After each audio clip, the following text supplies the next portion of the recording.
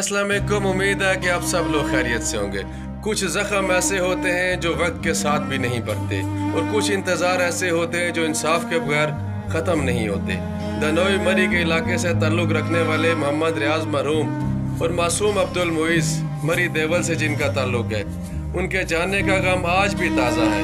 इनके घर वालों की आंखों में जो दर्द था वो सिर्फ एक सवाल पूछता था, क्या हमें इंसाफ मिलेगा?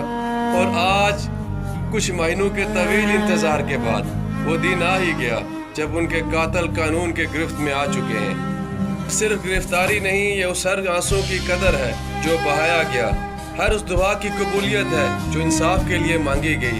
हम दिल की गहराइयों से पुलिस और कानून नाफिज करने वाले इदारों का शुक्रिया अदा करते हैं जिन्होंने दिन रात मेहनत करके मुजरमों को अंजाम तक पहुँचाया। और सलाम है उन तमाम समाजी लोगों को जिन्होंने खामोशी को तोड़ा और आवाज़ उठाई और हक का साथ दिया।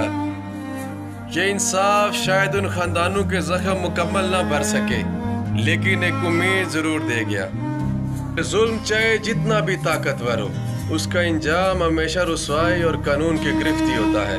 आए हम सब मिलकर ऐद करें कि हम अपने माशरे में जुल्म के खिलाफ आवाज़ उठाएंगे और इंसाफ के लिए खड़े रहेंगे, क्योंकि इंसाफ देर से ही सही मगर आना ज़रूरी है। मैं अपने इलाके के मेरे चचा जान मोहतरम मुजफ्फर महमूद अब्बासी साहब और उनके साथ दिन रात मेहनत करने वाले तमाम अफराद को दिल की गहराइयों से मुबारकबाद पेश करता हूँ। इसी तरह देवल मरी से ताल्लुक़ रखने वाले मेरे भाई मोहतरम इश्तियाक अब्बासी साहब और मोहतरम बाकर अब्बासी साहब और उनके साथ जुड़े तमाम लोगों को खराज तहसीन पेश करता हूँ, जिनकी मुसलसल कोशिशों ने आज इंसाफ को मुमकिन बनाया।